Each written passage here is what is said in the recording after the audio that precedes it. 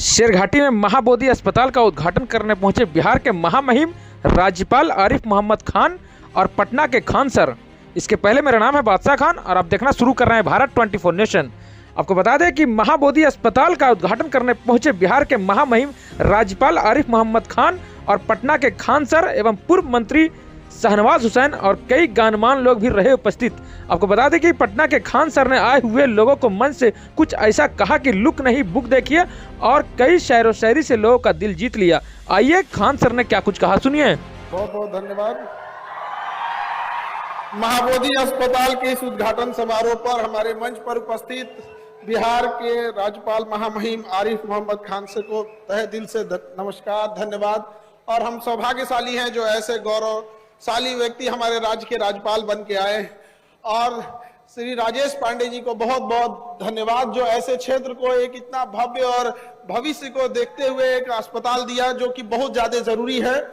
और हमारे चिकित्सा के क्षेत्र में श्री डॉक्टर सदानंद प्रसाद जी, आपका भी बहुत तहे दिल से धन्यवाद, नमस्कार। आप लोगों के मेडिकल क्षेत्र में किए गए योगदानों को हम लोग कभी बार चर्चा करते तो आज सौभाग्य मिला जो आपसे हम लोग एक साथ मंच पर हैं।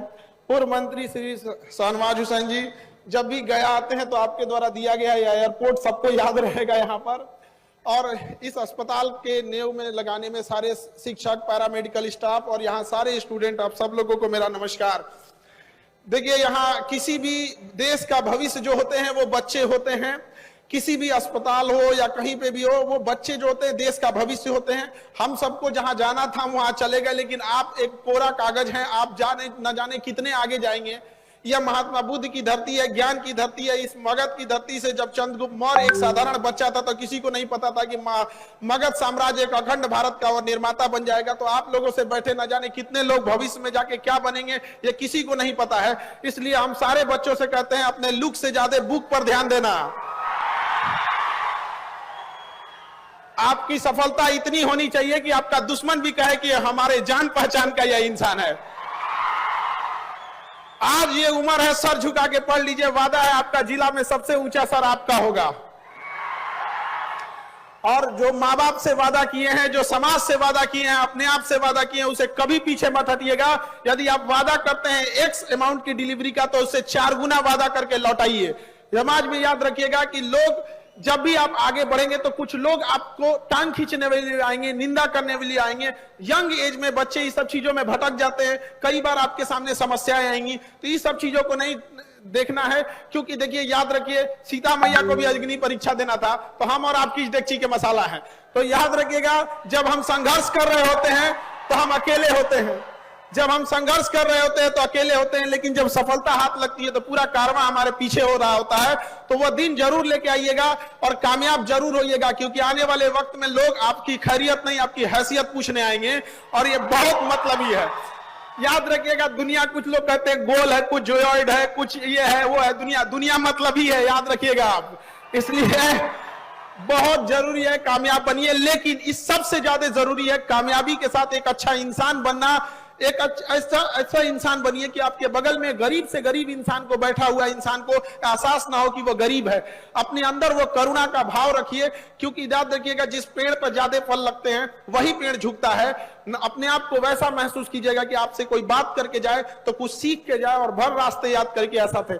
भविष्य में आप डॉक्टर बनेंगे और आपसे यही उम्मीद करते हैं कि आप लोग अपने, डॉक्टरी एक पेशा है। देखिए हॉस्पिटल चलाना है, मेडिकल इंडस्ट्री काफी महंगी है, मशीनरी जितनी महंगी है, MRI machine, CT scan machine. आप जब डॉक्टर बनेंगे तो ये चीजें आपको भी फेस करनी पड़ेगी। लेकिन हम इतना जरूर आपसे विनती करते हैं इस उद्घाटन समारोह पे कि आप अपने दिन भर में जितने मरीज देखते हैं उसमें 10% मरीज ऐसे देखिएगा वो इतने गरीब भी हो कि अगर कोई माता जी आंचर में पैसा बांध के लाई है, अगर 10 रुपया 20 रुपया भी है तो आप उतना ही इज्जत से इलाज कीजिएगा जितना एक अमीर का करते हैं। अगर आप लोग ये था, हम ये नहीं कह रहे कि आप 100, अगर आप 10% भी करते हैं तो हजारों की संख्या में ये हॉस्पिटल से बच्चे बनेंगे। वो 10% करके न जाने कितनी, 10 साल के बाद एक ऐसी संख्या बढ़ जाएगी, न जाने कितने लोग, तब किसी गरीब के साथ ऐसा अन्याय नहीं होगा। याद रखिएगा, लोग कहते हैं कि बीमारियां बहुत खतरनाक हो गई है, कोरोना है, इबोला है, कैंसर है, इन सबसे खतरनाक बीमारी गरीबी हो गई है। गरीबी इतनी खराब है कि इंसान सबसे पहले, सिक्कों से ज्यादा तो रिश्तेदार गिर जाते हैं अगर गरीबी आती है जेब में। तो इसलिए आप उनका सहारा बनिएगा।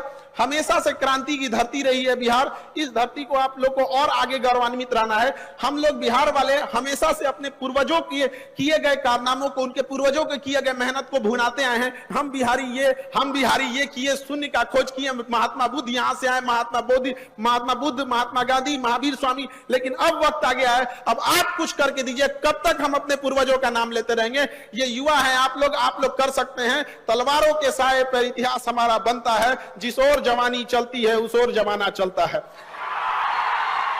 तो युवा को कर्मठशील बनना चलेगा, लेकिन आजकल का युवा उठता है 1.5 GB डाटा खत्म करके सो जाता है। ऐसे युवा लोग को थोड़ा सावधान होने की जरूरत है। युवा अवस्था में समय की बर्बादी मतलब होता है अमृत से पांव धुलना। यह बहुत मूल्यवान समय है और आप सौभाग्यशाली हैं जो आपके माँ बाप और माहौल ऐसा मिला है कि आपको इतने अच्छे शिक्षण संस्थानों में पढ़ने का मौका मिला है। इतने योग्य शिक्षक लोग हैं आपके मेडिकल कॉलेज में, पैरा मेडिकल स्टाफ है जो आपको पढ़ा रहे हैं। आप अपने गली मोहल्ले में देखिएगा, ऐसे बहुत सारे लोग मिलेंगे जो पैसे के अभाव में स्कूल ना जा सके। उनका इसका मतलब यह नहीं कि वो अभाव में है तो वो विद्वान नहीं है या वो आगे नहीं कर सकता है। तो आप इस चीज को ध्यान रखिएगा, यदि आपको किस्मत ने मौका दिया है तो इसका भरपूर उपयोग कीजिए और समाज को लौटाइए।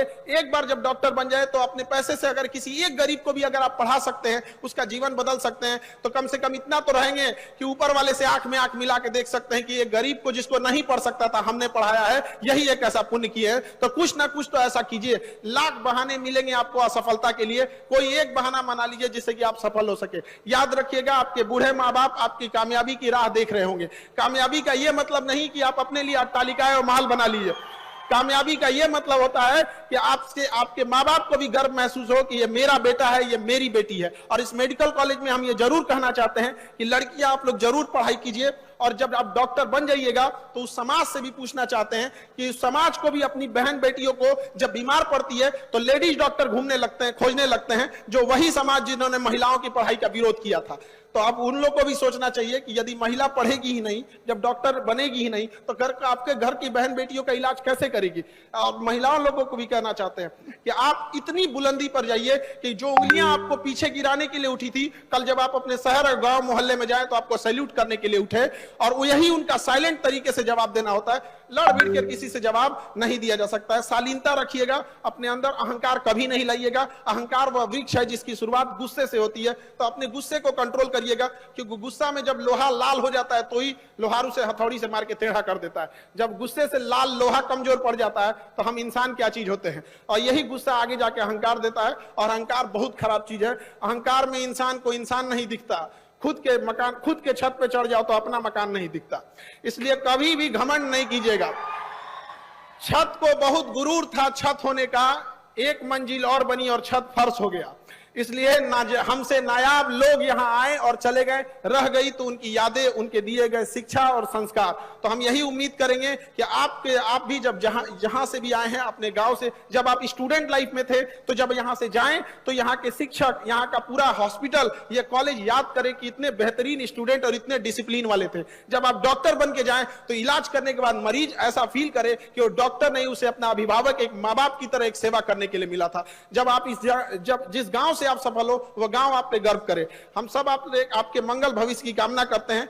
और हम भी अपने राज्यपाल महामहिम श्री आरिफ मोहम्मद खान सर के वाक्यों को सुनने के लिए लालयित हैं। तो इन्हीं वाक्यों के साथ हम अपनी वाणी को विराम देते हैं। जय